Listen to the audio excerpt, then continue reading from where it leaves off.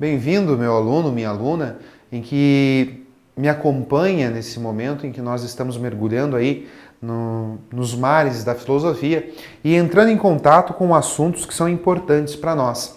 Sobretudo quando nós falamos da filosofia moderna. A filosofia moderna ela vem realmente revolucionar o mundo filosófico, deixando para trás lá a própria Idade Média, deixando para trás lá os primeiros filósofos da Grécia, e vem sendo apresentado de maneira muito primorosa o sentido que cada autor, que cada movimento filosófico tem apresentado.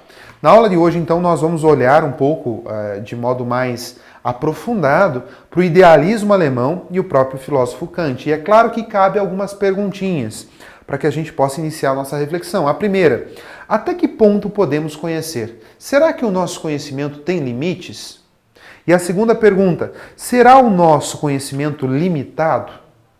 Ou seja, aquilo que você aprende, existe um ponto que vai dizer, ó, daqui não tem mais o que fazer? Será que quando você observa um objeto, existe uma certa limitação no conhecimento que você possa fazer? O idealismo, então, vem ser a resposta para essas perguntas, vem fundamentar e fortalecer um pouco algumas respostas para esse tipo de pergunta. Primeiro, quando nós falamos de idealismo, sobretudo, porque ele geralmente é muito associado ao idealismo alemão, ele não se restringe a um país, ele é um movimento que vai fazer parte da estrutura filosófica para alguns pensadores.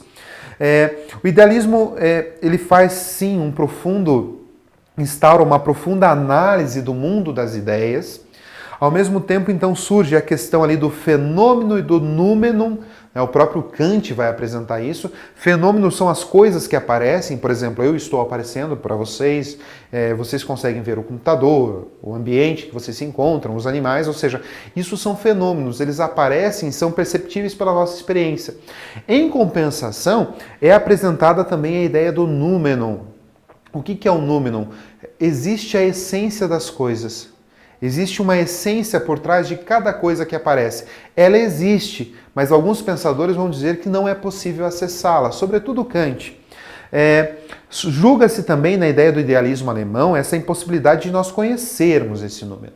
Então, conhecer a coisa em si, a essência das coisas, qual que é a essência do ser humano, a essência de tal animal ou a essência do amor, isso daí para os próprios idealistas é de uma forma impossibilitada de nós chegarmos a uma determinada conclusão. Cria-se então essa ideia de que nós aprendemos apenas fenômenos, ou seja, aquilo que se apresenta aos nossos sentidos. Nós temos aí alguns representantes, como o próprio Fichte, que vem trazer essa ideia de uma consciência e subjetividade humana, que os nossos conhecimentos são mergulhados na nossa subjetividade, o próprio Schelling, que tenta conciliar a natureza e a consciência humana, a ideia do espírito absoluto, e também que vai explorar aí os limites da ciência e da arte. Bem, o idealismo então traz algumas questões importantes, como por exemplo vai apresentar para nós o empirismo, o racionalismo e o ceticismo. É claro que eles vão sofrer influência aí do próprio iluminismo. O empirismo, conhecimento através da experiência, o racionalismo, conhecimento através da razão, o ceticismo que vai descartar o conhecimento através de ambas, vai dizer que não é possível chegar a um conhecimento verdadeiro. A epistemologia, né, que é a forma como nós conhecemos o mundo em fenômeno que se manifesta ao sujeito, ou seja, esse contato que nós temos com os objetos e que forma o conhecimento. A ontologia, que vai resgatar lá as ideias imateriais. Nós temos também a ética, que vai cuidar do agir humano, sempre fundamentada na racionalidade. E nós chegamos então ao Kant, que é um pensador que traz junto de si essa perspectiva idealista. Veja só, o Kant então ele nasce em 1724 e vem a falecer em 1804, ou seja, ele teve aí um período de tempo em que ele produziu e em que ele contribuiu. Ele é o criador do criticismo, tornando esse criticismo um conhecimento que vai salientar e vai unir dois pontos divergentes. Isso a gente vai continuar vendo. Bem, ele vai colocar que o conhecimento racional é a base da filosofia e vai negar, por exemplo, dogmas. Ou seja, o que são dogmas? São aquelas verdades inquestionáveis, aquelas verdades que não devem ser colocadas em dúvida. E também vai negar o ceticismo, que afirmava que não era possível conhecer de forma racional todas as coisas. Era impossível se chegar a uma verdade. E o criticismo, então, vai fazer essa síntese entre o racionalismo, o empirismo e o ceticismo. Então é tentar juntar tudo e estabelecer uma resposta que de fato seja, não deixe o ser humano tanto em dúvida. E é claro, uma das perguntas que ele vai se fazer durante essa teoria é qual é o limite do conhecimento humano, até que ponto o ser humano pode conhecer, ou se de repente teria algum limite para isso. Surge então a epistemologia e quais são os fundamentos do agir humano, que é quando ele fala de ética, como o ser humano vai agir.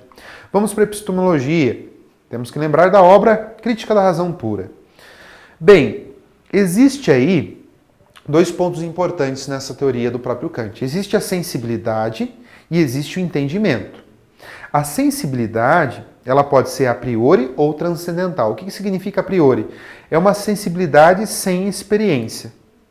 Você começa a entender as coisas, começa a perceber as coisas sem necessidade de uma experiência com a própria coisa. E ela pode também ser transcendental, ou seja, pertencer ao próprio sujeito. Aí a gente começa a falar lá da subjetividade, né? Ela rompe com a ideia de tempo e espaço. E nós temos o entendimento, que é a produtora de conceitos universais válidos. Vai ficar um pouco mais claro na medida em que a gente vai passando. Vamos lá para os tipos de juízo.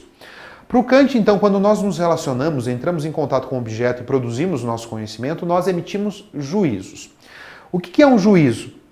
São algumas considerações sobre determinado objeto, por exemplo, conclusões. Quando você observa lá um quadro, uma obra de arte, quando você vai observar um animal, quando você observa um livro, você faz juízos, você tira conclusões sobre esse objeto. Esses juízos, eles podem ser a priori ou a posteriori, analítico e sintético. Vamos observar cada um. O que seria essa emissão de um juízo? O que seria essa conclusão a priori? Ou seja, seria uma conclusão que não carece de experiência. Eles são universais, como, por exemplo, a matemática. A universalidade e suas operações. Vejam só, a matemática, quando eu falo 2 mais 2, eu não preciso mais fazer uma experiência para te provar que 2 mais 2 é 4. Você, sem mesmo a experiência, você consegue perceber, você consegue chegar a um juízo, você consegue chegar a uma conclusão. Em compensação, o juízo a posteriori, eles são frutos das nossas experiências sensíveis e não têm caráter universal. Se o 2 mais 2 vai ser 4 em todos os lugares do mundo, os juízos a posteriori, que precisam da experiência, eles não serão iguais em todo mundo. Por exemplo, se eu falo o que é frio no nordeste do nosso país e pergunto o que é frio no sul do nosso país, nós teremos duas respostas diferentes. Essa sensação de frio, esse juízo, essa conclusão a posteriori fruto da experiência, ela vai ser diferente para quem está no nordeste e para quem está aqui no sul. É por isso que o próprio Kant então vai subdividir esse juízo a posteriori mais uma vez em juízo a posteriori analítico e juízo a posteriori sintético. Vejamos então como funciona cada um. O juízo a posteriori analítico, ele provém da nossa razão. Eu uso a razão sobre a experiência. Para ele, isso daí é uma forma segura de se conhecer. Porém, não apresenta nada de novo. Não faz com que o nosso conhecimento ele se torne um pouco mais aprimorado. Em compensação, o juízo a posteriori sintético, ele provém do empirismo, provém das nossas sensações e amplia o nosso conhecimento sobre determinado objeto. O juízo a posteriori analítico, eu posso colocar para vocês em alguns exemplos. Vamos observar aí no nosso quadro. Vamos lá, juízo a posteriori analítico. O caminho que leva até a praia é extenso. Perceba que essa minha fala que eu coloquei para vocês, que vocês observam aí agora, ela é um conhecimento seguro. Quando eu falo de extensão, você não precisou de uma experiência. Você sabe que o caminho é extenso. Você tem noção do que é extenso.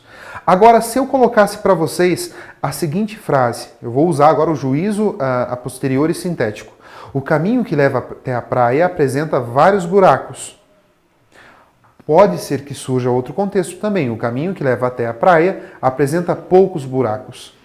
Esse conhecimento ele traz novidades, ou seja, além de ser extenso, a gente consegue identificar como é esse caminho. Qual que é o problema para o Kant?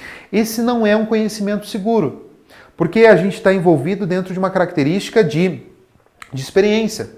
Talvez eu possa ter visto 2 buracos e achado que é muito.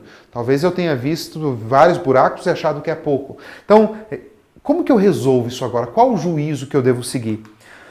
Qual tipo de juízo eu devo solucionar? O analítico ou o sintético? Eu vou para o seguro, mas que não vai me fazer avançar em nada, ou vou para o inseguro que me faz avançar? O Kant, então, vai fazer essa experiência do criticismo. Então, veja só, ele vai dizer que existe, para sempre se seguir, o juízo sintético a priori, sintetizar. O que isso significa?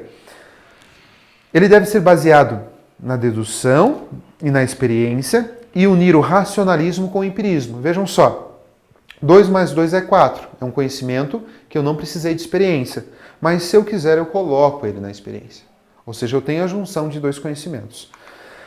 Nesse aspecto epistemológico, então, surge ali a ideia do fenômeno, tudo que aparece, e a ideia da coisa em si. Existe, mas nós não conseguimos experimentar.